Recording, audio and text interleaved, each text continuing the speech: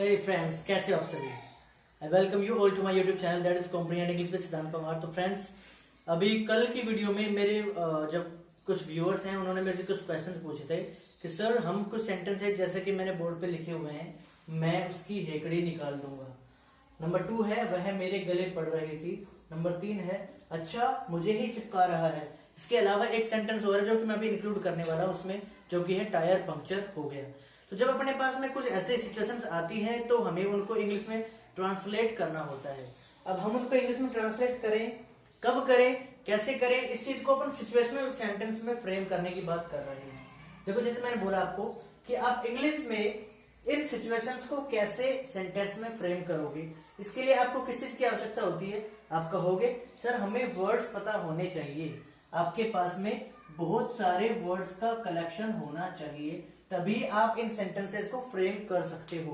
ये तो अपनी बात होगी अलग। सेकंड बात क्या है इन सेंटेंसेस को फ्रेम करने के लिए कि कैसे जो ब्रिटिश पर्सन होते हैं, जो इंग्लिश मैन होते हैं, जो अंग्रेज जिनको अपन बोल सकते हैं, वो इन सेंटेंसेस को कैसे बोलते होंगे अगर उनके सामने यह सिचुएशन अराइज होती है। अगर ये सिचुएशन मान लो उनके सामने आ जाती है कि उनको इन सेंटेंसेस को अपने दैनिक दिनचर्या की बातों में अगर एडजस्ट करना होता है तो वो सेंटेंसेस को कैसे बोलेंगे, जरा ध्यान से देखो। भैया आपने कहा सेंटेंस को सपोज करते हुए चलना, सिचुएशन को सपोज करते हुए चलना।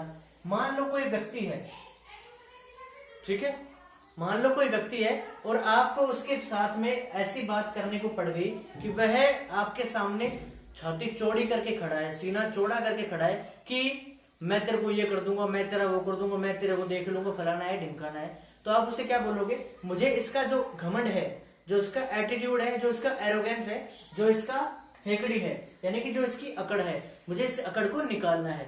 अब ऐसा नहीं कि आप किसी बर्तन में कोई चीज रखी हुई उसको आप निकाल करके ऐसे फेंक दोगे, नहीं, आपको उसे मजा चखाना होता है, आपको उसे एक लेसन टीच करना होता है। तो जब आप इस सेंटेंस को इंग्लिश में बोलोगे तो आप इस सेंटेंस को क्या बोलोगे वो आपको मैं बताने वाला हूं। हूबहू यानी कि डिट्टो कॉपी, जिसको अपन सेम टू सेम बोल सकते हैं, वह नहीं हो सकता है। आपको सेंटेंस को, सिचुएशन को सपोज करते हुए बोलना पड़ता है। तो जब सेंटेंस आपके सामने आया मैं उसकी हेकड़ी निकाल दूंगा, तो आप इसका इंग्लिश में ट्रांसलेट करते हो I will pulverise his arrogance. ठीक है, I will pulverise his arrogance, यह जो पहला सेंटेंस आपके सामने है, मैं उसकी हेकड़ी निकाल दूंगा, उसका इंग्लिश में ट्रांसलेशन है ये वाला सेंटेंस जो मैंने लिखा है, I will pulverise his arrogance. ठीक है, यहाँ पे जो एरोगेंस है यह घमंड के सेंस में यूज होता है। ठीक है, अब यह जब घमंड के सेंस में यूज होगा तो आप इसका जो एडजेक्टिव फॉर्म है वो आप क्या बनाते हो, एरोगेंट बनाते हो। ठीक है, क्या बनाते हो आप, एरोगेंट। Very good. जब आप इसका एरोगेंट बनाते हो तो मैं इसके अगर आपको सिनोनिम्स और याद कराना चाहूं, 2-3 अगर मैं आपको इसके सिनोनिम्स देना चाहूं उसके एडजेक्टिव फॉर्म के, तो एक तो होगा स्नोबिस, SNOBBISH, और सेकंड अपना हो सकता है HAUGHTY। तो मुझे लगता है आपको पहला सेंटेंस अच्छे से समझ में आ गया होगा। अब मैं आगे बढ़ता हूं थोड़ा सा और। सेकंड सेंटेंस है मेरे सामने, वह मेरे गले पड़ रही थी। अब यहाँ पे ऐसा नहीं कि वह आपको हग कर रही है, आपको एम्बेरस कर रही है, आपके गले मिल रही है, नहीं।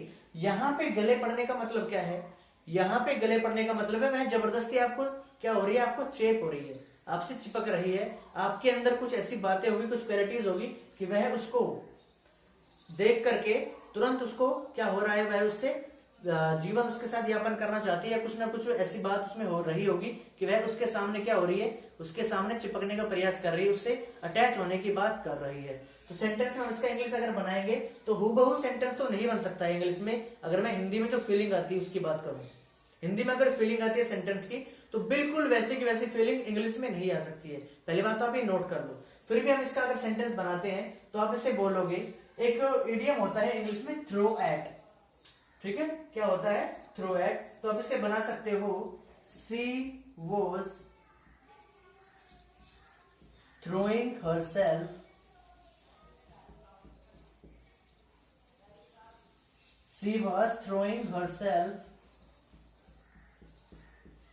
at me। ठीक है, she was throwing herself at me, यह मेरे इस सेकंड सेंटेंस का आंसर बन जाएगा। जो कि सेंटेंस था वह मेरे गले पड़ रही थी, तो आप कह सकते हो she was throwing herself at मी, वह जबरदस्ती मेरे गले पड़ रही थी। यानी कि मैं उसको जानता पूछता नहीं हूं, वो कहते हैं ना अपन बार बार बोलते सेंटेंस में, जानना पहचान मैं तेरा मेहमान, तो वो वाली बातें यहाँ पे आ जाती है। नंबर 3 सेंटेंस है, आपको सेकंड समझ में आ गया होगा। नंबर 3 पे पढ़ता हूं मैं, ठीक है, ओके वेरी गुड।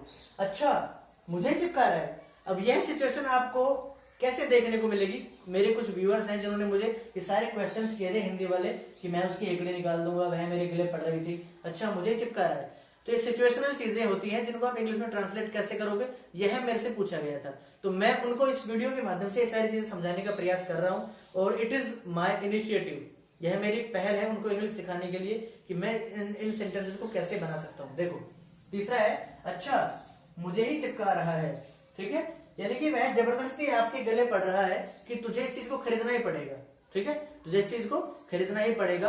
और जब ऐसा होता है तो हम इसे बोलते हैं on back, on someone's back, किसी की पीठ के ऊपर आप जब बैठ जाते हो, बैठ गए आप किसी की पीठ के ऊपर, ठीक है, राइट, बैठ गए। ऐसा नहीं कि आपको रियल में बैठना है, यानी कि आप जबरदस्ती उसके गले पड़ रहे हो, तुझे खरीदना ही पड़ेगा, मैं पैसे भी कम लगा लूंगा, ये कर लूंगा, वो कर लूंगा, ये तो बात होगी ऐसी वाली। लेकिन अब कई बार कैसा होता है कि कुछ फ्रेंड्स होते हैं आपस में जो एक दूसरे को ऐसा मोबाइल लेकर के आते हैं, मोबाइल को चिपका देते हैं कि भाई तू ये काम कर, तेरे सस्ता लगा दूंगा तो इसको ले ले। और जब उसको यूज करते तब पता चलता है कि इसमें तो कुछ ना कुछ गड़बड़ थी, तभी उसने हमारे को क्या कर दिया, चिपका दी चीजें, ठीक है। तो इसकी आप इंग्लिश बनाओगे, ठीक है, आप इसकी इंग्लिश क्या बनाओगे, ही वॉज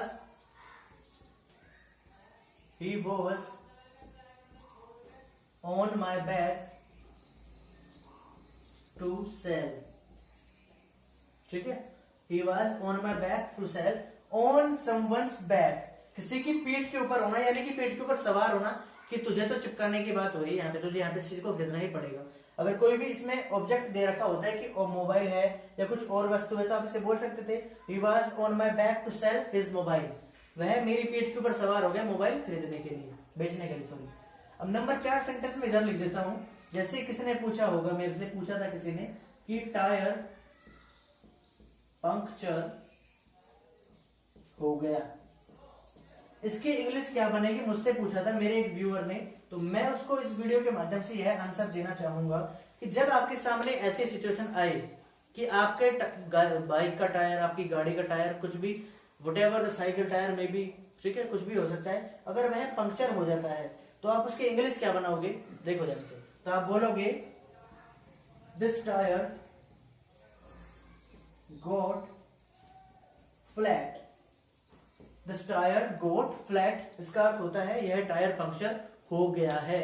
अगर आप और बनाना चाहो तो इसका बना सकते हो दिस टायर got punctured, आप ऐसे बना सकते हो। जो पंक्चर है आप इसका नाउन फॉर्म भी यूज कर सकते हो, आप इसका वर्बल फॉर्म में यूज कर सकते हो।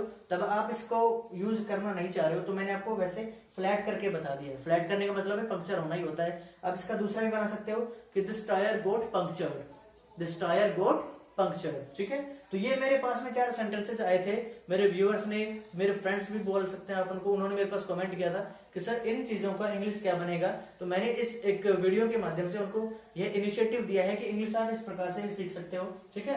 अगर आपको मेरा ये जो इनिशिएटिव है अच्छा लगा है तो आपको कुछ नहीं करना है, ठीक है। मैं आपसे रोजाना रिक्वेस्ट करता हूँ वीडियो को लाइक करने के लिए, शेयर करने के लिए, लेकिन आप इतना नहीं कर पाते हो, ठीक है, मुझे पता है। फिर भी चलो कोई बात नहीं, आपकी नॉलेज के लिए इतना मेरा कर्तव्य बनता है कि मैं आप सभी को इंग्लिश की जो एनहांस करने की बात होती है आपकी इंग्लिश की, उसको मैं करूँ, ठीक है।